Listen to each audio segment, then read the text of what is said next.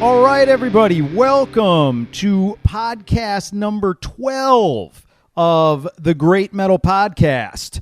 I am the, what am I? I'm the evangelist of metal, Luke, and we've got remote dude here. Yeah, Shred here on Remote Studio. I'm looking forward to episode 13, by the way, which we should do maybe on the 13th. Which is my birthday, and that's the most like evil day ever. Oh yeah. Now, so and then who else we got? Just Pete here. Just Pete. He's gonna blow it up on episode 13 on the 13th. Which is it on a Friday this year? I don't think so. It never falls on a Friday. Well, I mean it does, but not as often as I would like. I would like it to be every single year. But this year it is a Tuesday, yeah. That's not so exciting. So we've got another couple of years before it's on a Friday. I was born on like Thursday the 13th, which really sucks. Just barely missed it. But you turned 1 on Friday the 13th. Yeah, that's pretty good. But regardless, the most evil month is coming, and that's a kick-ass thing. So yes, it is. Yeah, what are we getting into today, boys? What are we getting into? Well, we thought it might be good. This is kind of like a follow-up or an expounding on a topic we did a few episodes ago on the mental and physiological health benefits of listening to metal. One of those was this idea of the metal community being so strong, people feeling a part of something larger than themselves. And I think we even talked about it in that episode about how, hey, we should really take a deeper dive on this element. And there's a few things going on in the world where this really is a relevant topic. So today we want to talk, take a deeper dive on, what is this metal community and why is it so strong? Because I think more so than any other musical community, the metal community is tied together in ways that are really remarkable.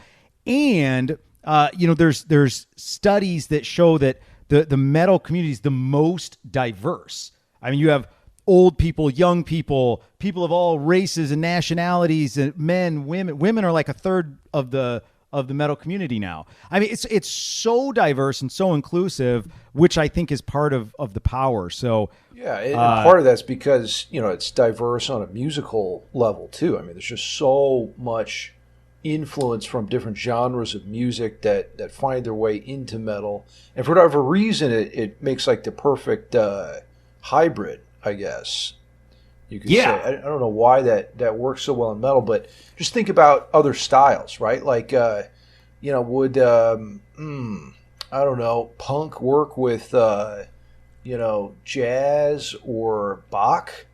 I don't know. It might not have the same fluidity there. Yeah, it would be a different dynamic, and it would probably be shitty.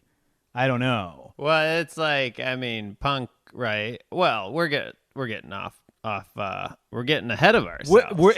We are, because we're on topic, but ahead of ourselves. On topic, just too early. We do. So first, the news, and we got some interesting stuff going on. There's always a lot going on in the metal world, but this one has always been an interesting one for me. I've only played 6 strings and then a 12-string acoustic, and then an 8-string mandolin, because they're 8 strings. That's just what they got. There's no other option. Those don't really count, though. They're like paired strings. Like on the mandolin and the 12-string, it's really like the 2 strings are like one, because they're octaves of each other. Right. So it's essentially, just 6 strings, but fills the sound out more. Yeah, it's great sound for sure. So what we got going on is John Petrucci. Not sure if anybody knows who he is, but he announced that Dream Theater's going back into the studio to record a new album, And in that announcement, he came out and said that he and Ernie Ball, the team there at Ernie Ball, are working on a new 8-string Majesty. And not only is he going to use it on the new album, but it will be available for retail. So we really need to get Shred's opinion on this because, I like 6 strings because that's what I learned on. You add a 7th string, which I know Shred uses, you get another dynamic. Then all of a sudden an 8 string. Are you just stepping on John Myung's toes? I think is what we're getting at here. Yeah. Where's the bass player go? Does he go down to a 3 string? Yeah. Yeah, the extended range discussion goes deep, and this has been going on. So Petrucci got his first 7-string during the album Awake, which is when he wrote The Mirror. Dun, dun, dun, dun, dun, dun, right?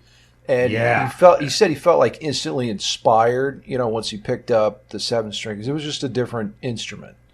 Now, although he was a little bit behind the curve, the first 7-string was in like maybe the mid 80s is when that started.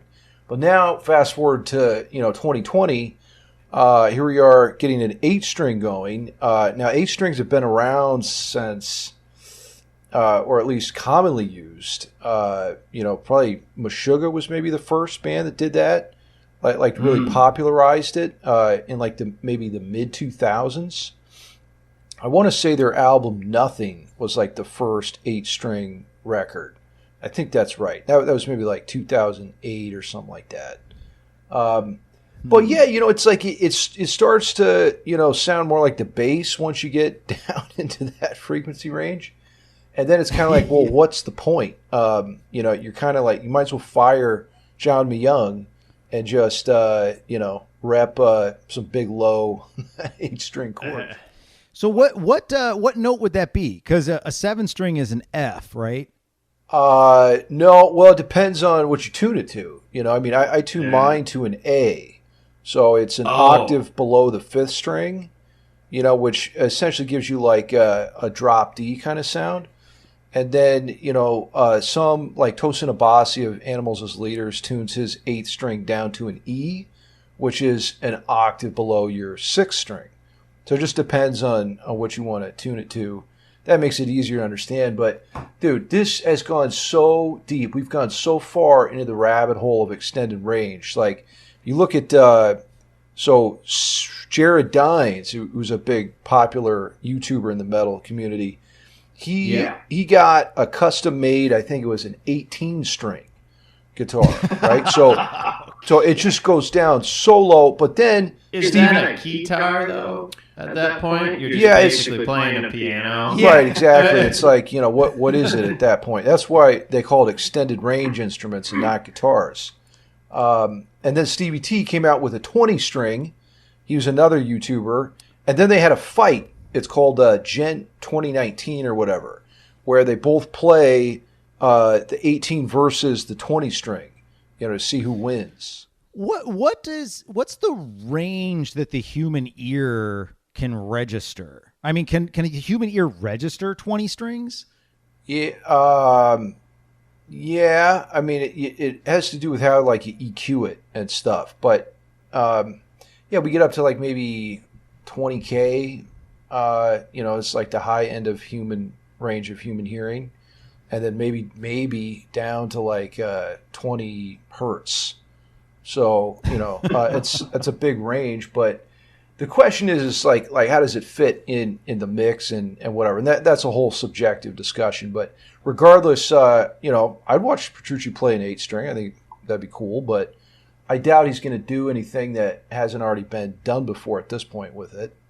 But fuck it. Well, and I guess a lot of it, if it's because I know when I was playing. There's a lot of like drop D material or like these alternate tunings or even just like, standard tuning, but you go down a step, right? If adding an additional string or two is just your way around having to down tune your guitar all the time or change your tunings, I could see that being practical.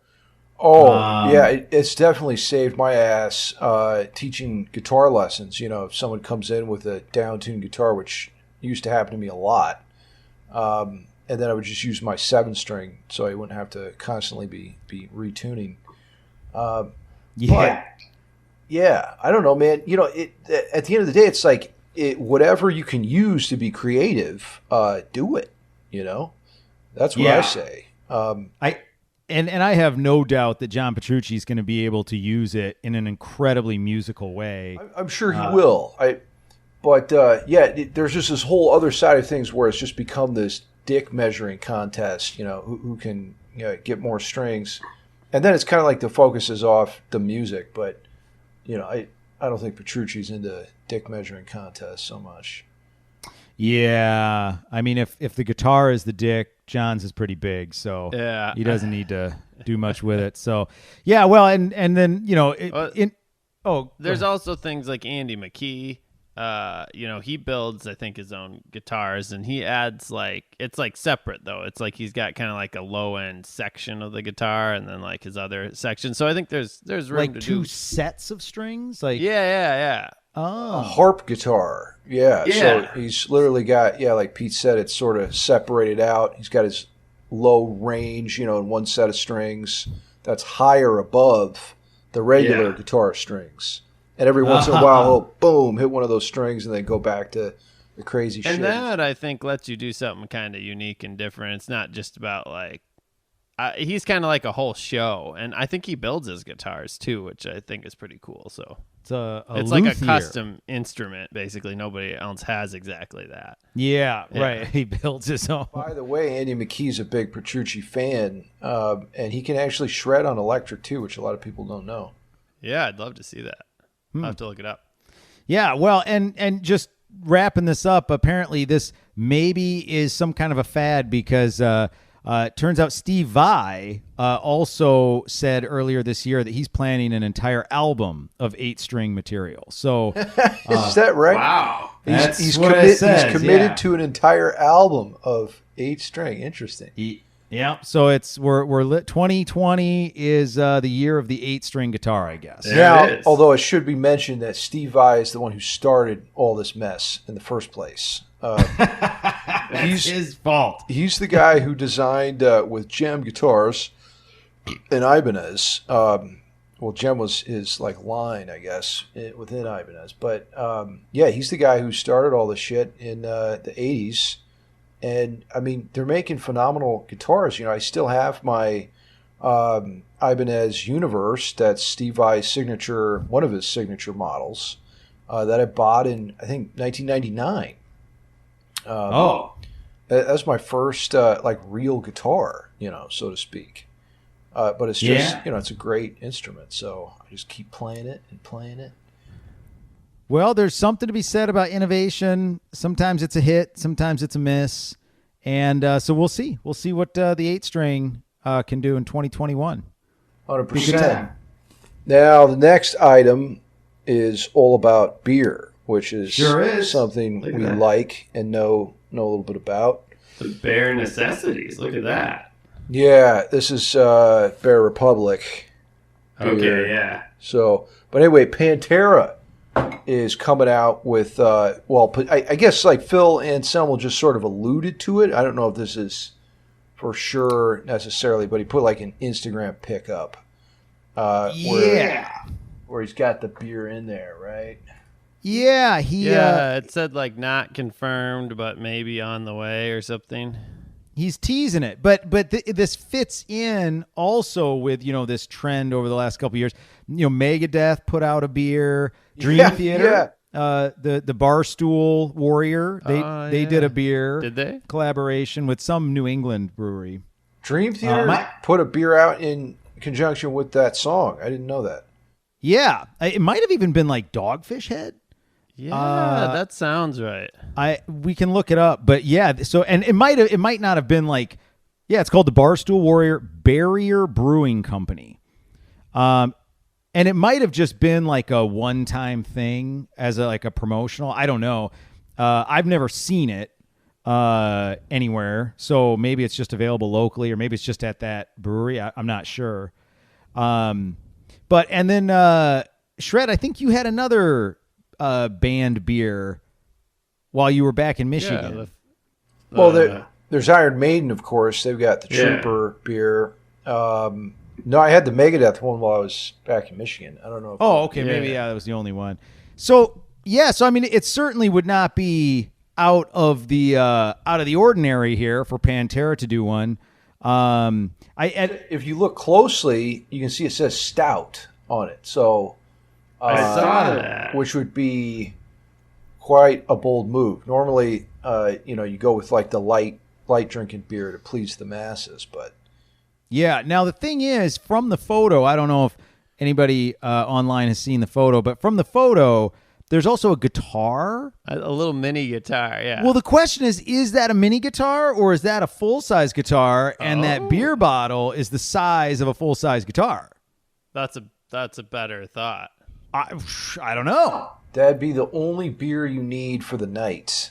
Yeah, especially if it's a stout. That might even last you more than a night. Yeah. Maybe that guitar is a bottle opener. Oh, that'd be smart merch thinking. It would be, yeah. So, anyway, we'll see. Stay tuned for the Pantera Stout. That could be good. So far, every beer I've had, branded beer I've had has, not been anything to write home about. Yeah, they're selling just on the brand of the band and not really on the beer. Right. Unfortunately. Yep. And like as Shred was saying, a lot of times they're trying to make more of a mass produced thing so that the maximum number of fans of the band will enjoy it, Right. I mean, beer sales, I'm sure Pete could provide some more information on this, but the lager, Pilsner styles, those are always the ones that sell the best, overall. It's just not everybody's going to, be game for a 10% heavy hitting fucking stout beer. It's going to knock you on your ass and tastes like motor oil and syrup. Yeah, it's like the Pilsner is like the pop music of beer. Like it appeals to a lot of people, but it's just not very high quality. Or there's maybe not much depth to it. Well, I mean, amongst like craft drinkers, you're gonna have like IPA is the number one selling category. But once you get outside of people trying to drink craft beer and people just looking for a beer, then you're into the simpler beers, Yeah. Yep. 100%. Yeah. All right, it actually is an interesting parallel between beer styles and music styles, because the more complex the music, the less accessible it is. The more complex the beer, the less accessible it is. Yeah. We might be onto something here. Yeah. Metal maybe needs better than a Pilsner. Yeah. Is what you're saying. Maybe it deserves a Pantera Stout. Yeah. Yeah. Well, hopefully Philip and Selmo will come through for us on this one. Yeah. Don't let us down, Phil. Don't let us down. Well, no, it's true. And, make it for the metal masses, because that's what we want to talk about is the metalheads. Like what is the deal with this metal community? It is, I tell you, I've been to, like we've talked about in previous episodes, I've been to a fair number of shows, not a ton, maybe, 15 or 20, something like that. There is something now the actual concert experience is not great. Like we talked about in the previous episode. But I'll tell you what, I like that metal community, the people there. I've never felt like intimidated or like there's something wrong with these people. They're losers. It is like the most accepting group of people. And, some of them are, black face paint and you're like, whoa. And, some people look like, businessmen and women. And it's such a bizarrely diverse group of people. And yet everybody is there linked together in this common value of the music. What is that all about? What is going on in the metal? Why can't the entire world be like that? There's no racism or sexism or any of these other isms in the metal world. It's almost like there's a secret going on. It's a club, and if you're part of this club, there's a instant understanding that follows from that. And maybe one reason is because of the subject matter that metal touches. Talk about some of the more negative emotions that aren't as acceptable, to discuss in everyday life. It gives you sort of a channel for that. So that sort of sets the stage for this intimate interaction, and it helps you let your guard down. Even things like, getting in the mosh pit, which is something, this article talks about here that we're going to reference. It's like there's still etiquette in the mosh pit. It's like you help each other out when they fall down and you look after each other. There's this solidarity, camaraderie. But why is that there? It's a good question. But maybe partly it has to do with just the intimacy of the subject matter that's discussed in metal music. It's like that sort of just bonds you together somehow.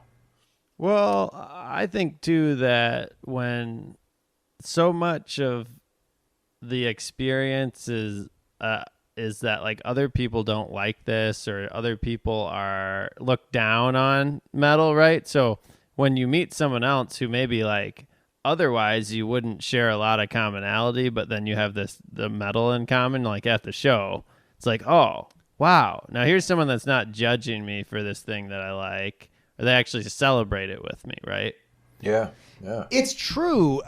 What is mind-blowing to me, though, is why doesn't that connection exist in other things? For instance, I know a lot of people who are really into, say, the Harry Potter books.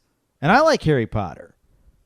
We have nothing else in common, and we have no bond over Harry Potter, right? It's like we're not connected at a soul level over Harry Potter, whereas I feel very connected to these strangers at a soul level when I'm at a metal concert in Finland. Well, that's the persecution thing, though. That's what I was saying. Like, nobody's persecuting you for liking Harry Potter, and I don't mean like beating you, but like saying what liking Harry Potter is wrong and you shouldn't like that. And I don't understand. That's not art. I don't understand how you can read that crap, So you get that sometimes in metal, and then when there's the other person that's like, but the metal connects you emotionally, and so then when someone affirms your like a music instead of a majority of people like looking down on it, or you get the sense that a majority of people are looking down on it. Maybe it's growing, the metal's growing in popularity, but it's kind of been like a fringe thing. Yeah, 100%, man. There's no question that ever since metal sort of came into existence, it was always a controversial thing.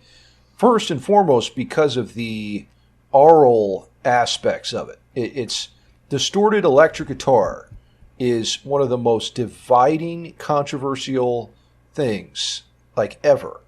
There's something that happens there, like when my parents, when boomers hear distorted electric guitar, for the most part, it just does something in their brain that it scrambles everything. It's just not acceptable. It's not music. It's something else. It's too aggressive. But then, there's also the subject matter. Read Cannibal Corpse lyrics, and not many people are going to accept you for that. Like Pete's saying here, if someone not only accepts it but celebrates it with you, what a release, and then that forms a bond. I've never gotten all the way there. Now that you guys are talking about that makes sense. What I've always felt is, there have been these musical genres, like most notably like punk. So punk was really this countercultural, like rebellion against authority. Like that's really where it came out of. Like, let's crash the system, right? And that's not really what punk is today, but that's certainly how it started. Metal, to me, was never, it was about finding my humanity, right? Because pop music basically just talks about sex. And then in the 80s, it was like sex, drugs, rock and roll. And I was like, okay, I like those things, but they don't define me, right? But my grief, my celebration of certain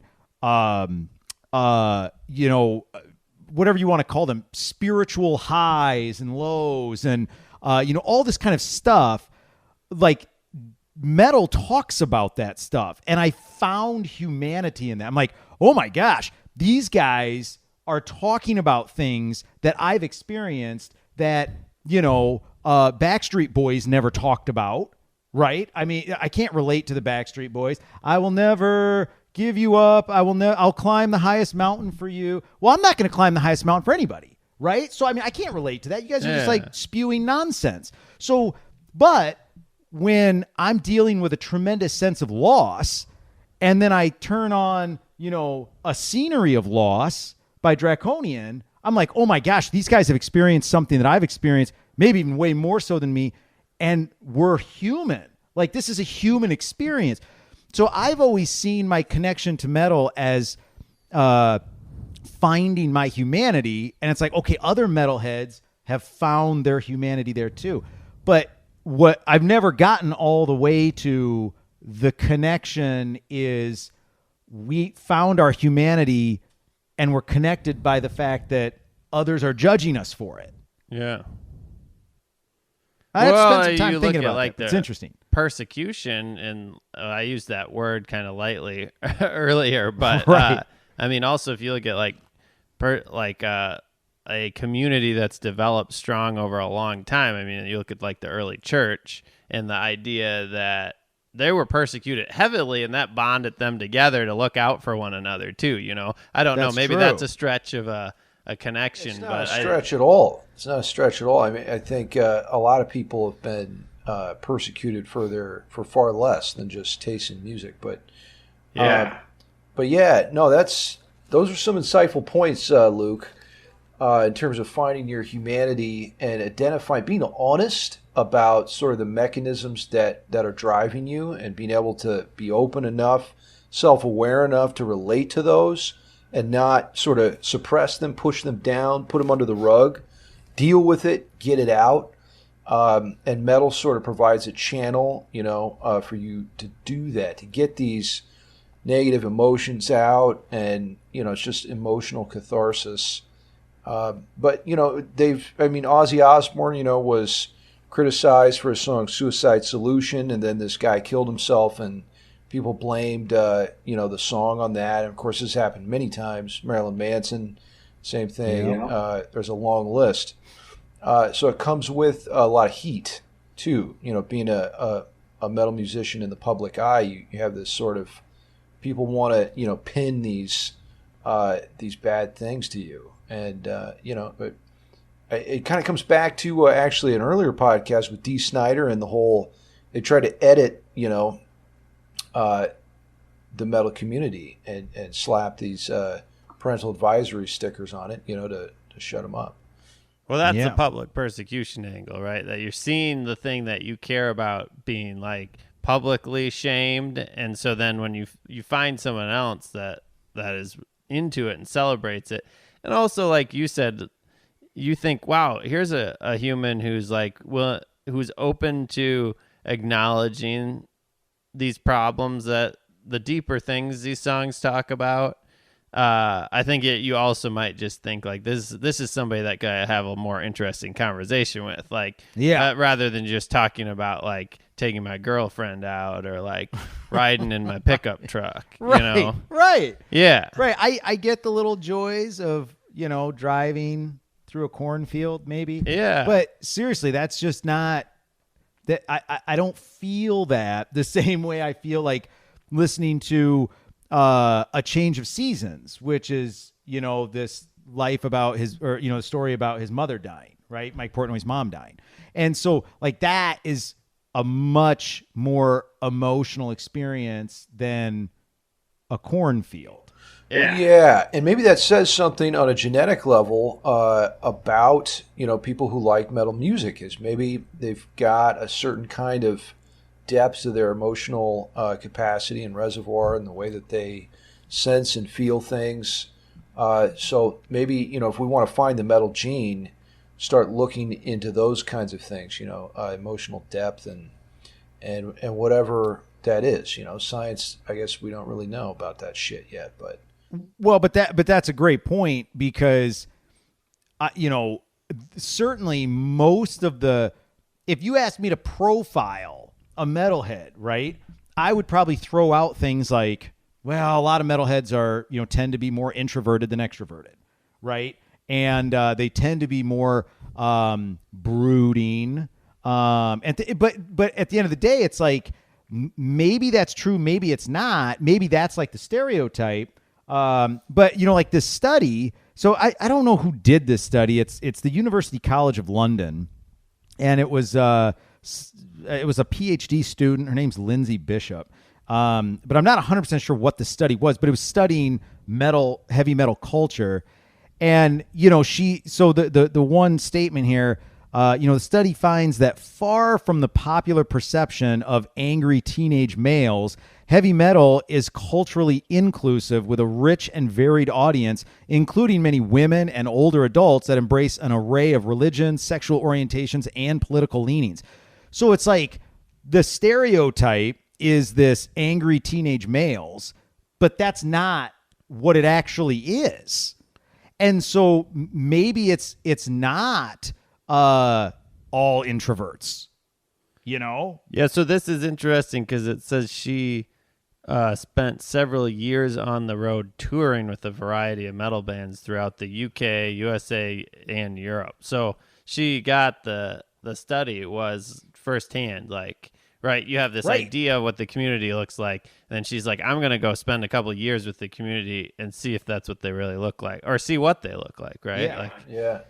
She says some weird stuff in this article, too. If you go down to the bottom, she's like, in Russia, for example, it is common for older metal gig goers to take sheet music to concerts as they would the opera.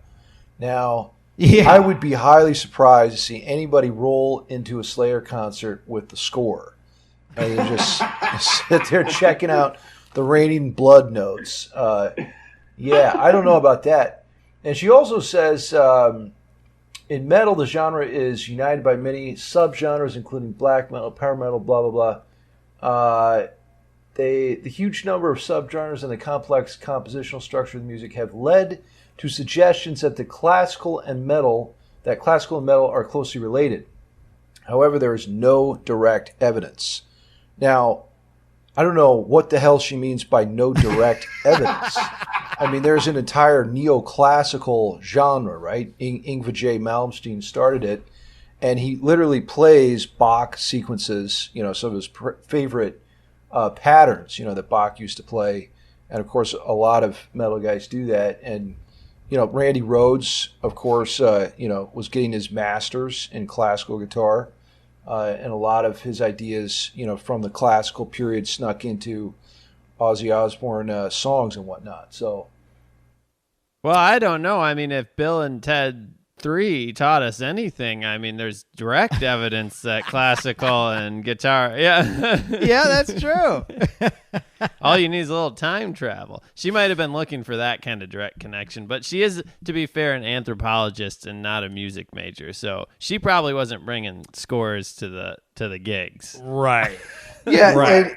And who is she talking about? That the older Russian metalheads bring scores to the gigs? That'd be very interesting to see. I would love to see that, but yeah, we should look that up. That's, like somebody in the mosh pit, like reading their score. That would be hilarious scene.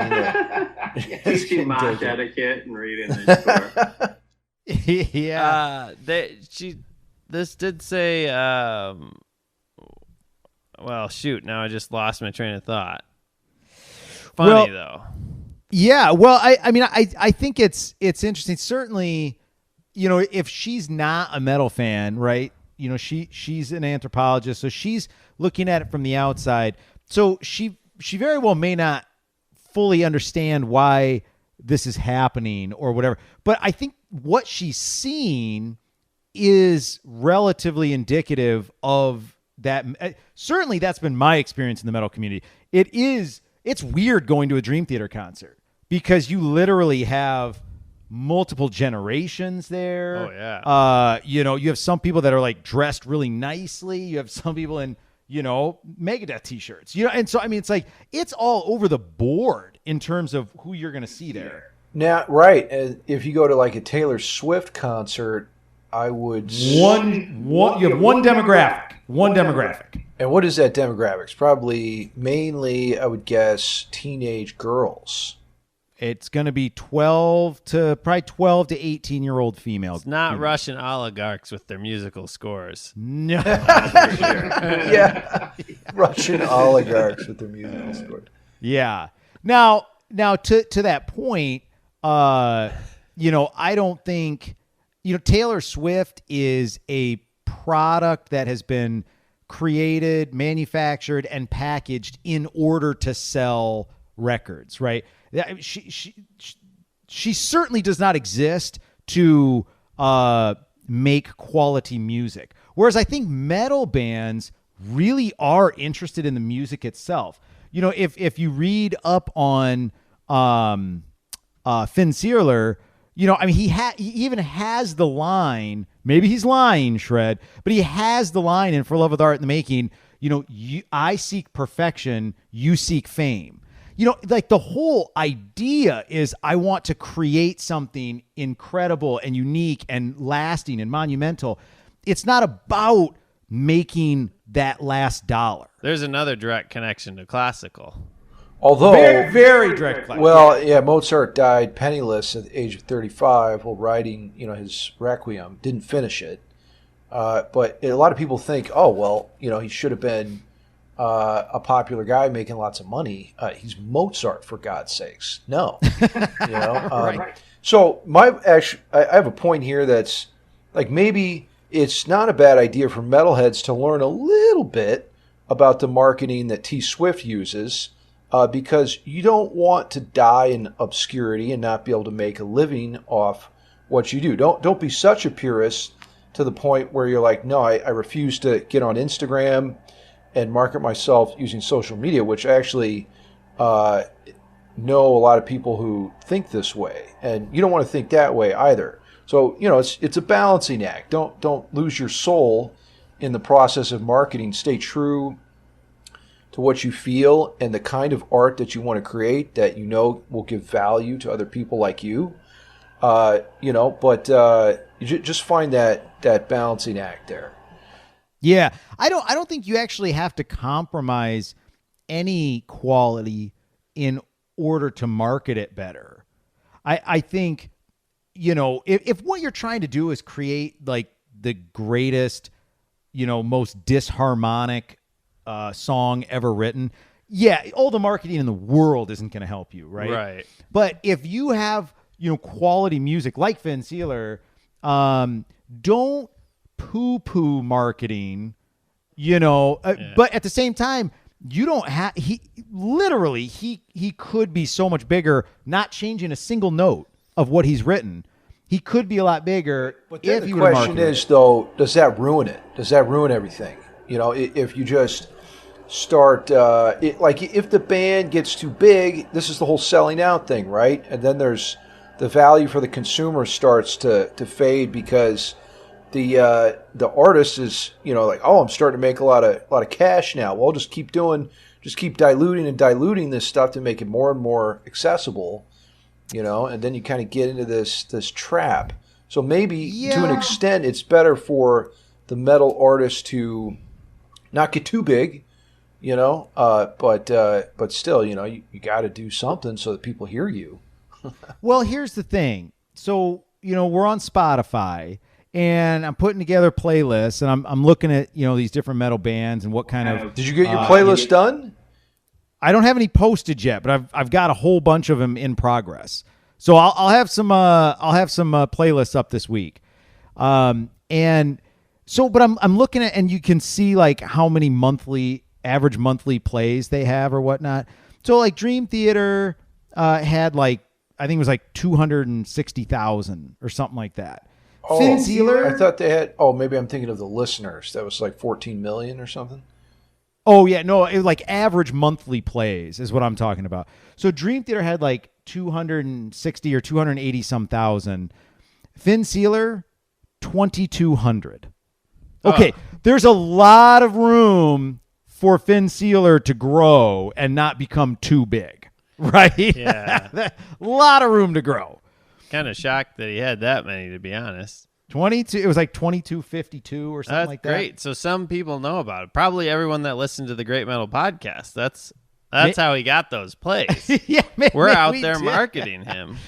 Right. And speaking of good music to listen to, we've got a featured band for today. Yeah. Let's spend some time on the featured band. Unless you have closing remarks here. I think this was an interesting topic, though. Well, no, but I do want to hear what our listeners think about this. You know, Yes. why do you feel a connection in this metal community? I mean, I think it's fairly definitive now that, I mean, research has been done on it. The metal community is an incredibly tight-knit, inclusive, powerful community to be a part of. Why do you, our listeners, feel a part of this community? What are the values you share with this community?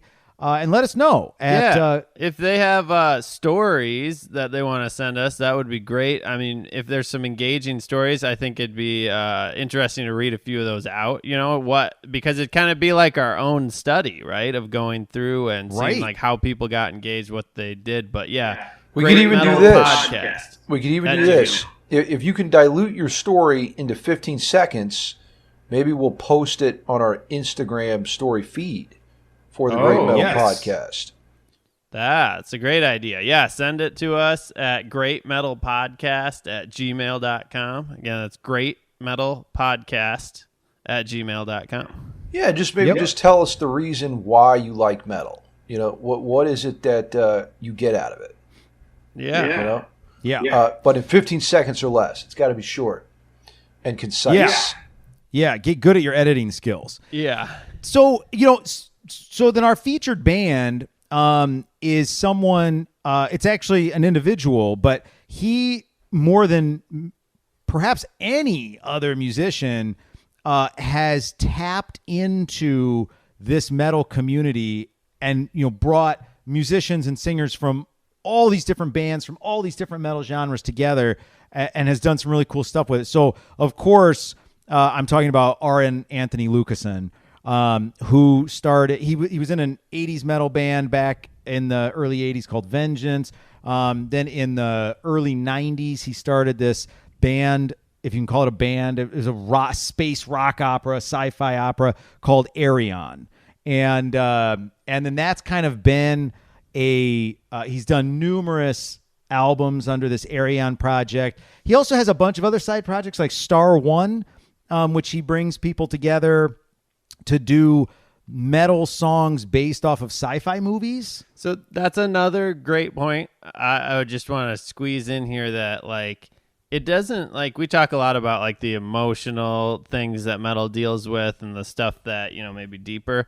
But I think the other interesting thing is points like that, just even exploring other works of art and exploring other things that are just not it's just not the regular themes that you're getting in the popular music. Nobody else is making sci-fi based pop albums. Right. Right. It's no, but a ton of people are into sci-fi movies. And so it's why isn't there music exploring this space, Right. Yeah, we pretty much now we're talking about WAP these days. It's it's a very narrow topic of female anatomy that, there's more to life. There's more out there.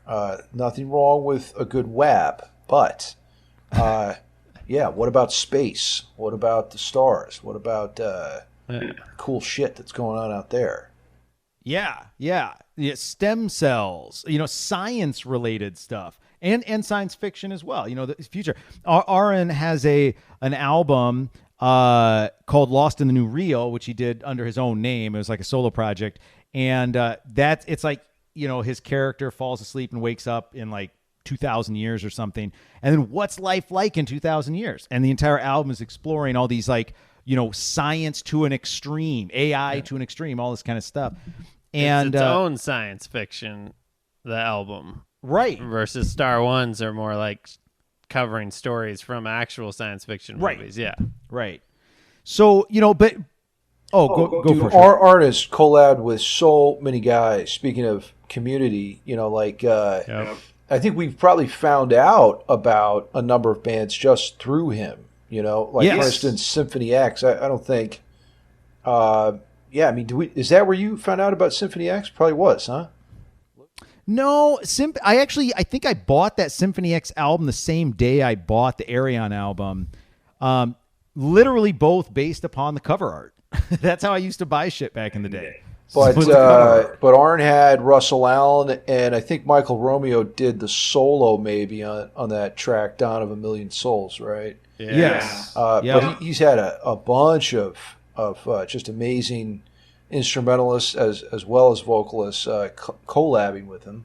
So that's a good point, though, Shred, because I guess we didn't maybe completely explain what these projects are, and they're all that. It's like he writes a story, it's a concept album, and then he invites different guests, the singers, but also musicians that play as well. And the singers tend to like kind of embody different characters of the stories.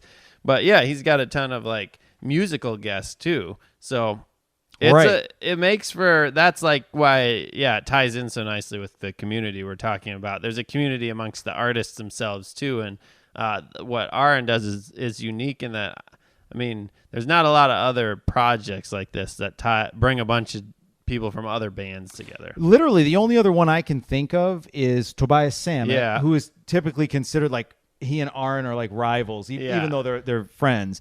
But and he does like Avantasia, right?